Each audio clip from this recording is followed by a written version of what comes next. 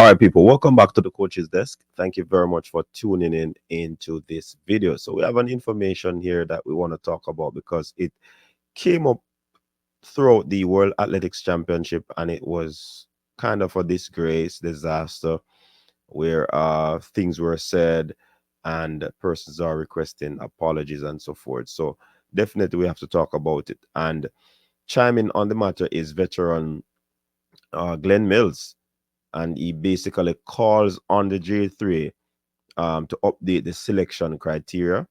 And in other words, they want a better selection policy. You know what I mean? And it surrounds the amount of controversies that came out of what happened at the 2023 World Athletics Championship in Budapest. Yeah, and definitely, he is basically indicating to the J3s that they have to do better where this is concerned.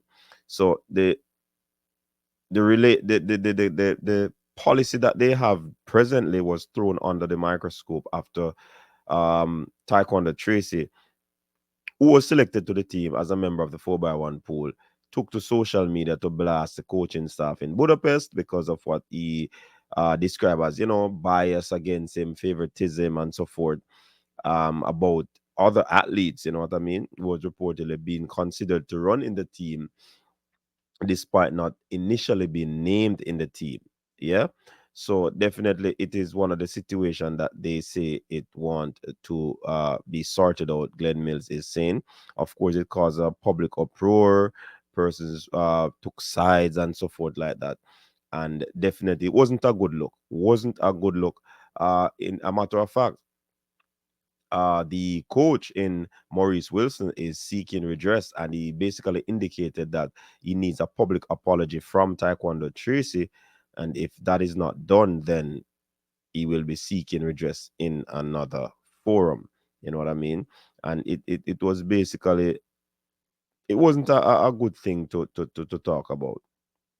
Well, Glenn Mills basically saying he thought it was unfortunate, but when you're examining it, there was no need for all that took place because the controversy, surrounds so-called exclusion of members of the squad.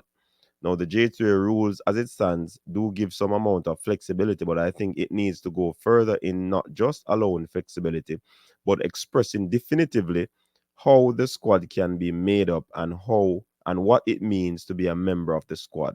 Yeah. Now, where I think the misunderstanding or the creation of conflict or whatever is that the persons who finish from first to sixth are of the impression that they must run. He also thinks because of the precedent that the relay team was always selected from a squad of six, but that doesn't exist anymore among the big countries. I mean, United States, for example, has been putting together what they think is the best team, and they don't care what event or position you come from. You know what I mean?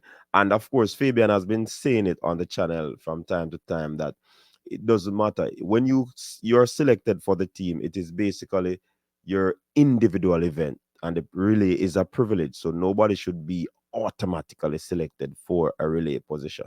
Yeah, and it not only stem with the 4x1 people, it also stems to the 4x4 because there's also issues there. There's also the mixed relay where issues were you know talked about. So it is a whole thing, and it needs to be sorted out. A policy needs to be put in place so that this thing can be sorted out, and that no more controversy will come from a situation like this. So what are your thoughts, people? Do you agree with Glenn Mills that it should be definitively clear, or do you believe that top six should know or should be the ones who actually run on this relay team? Share your thoughts in the comment section. Until next time, stay safe.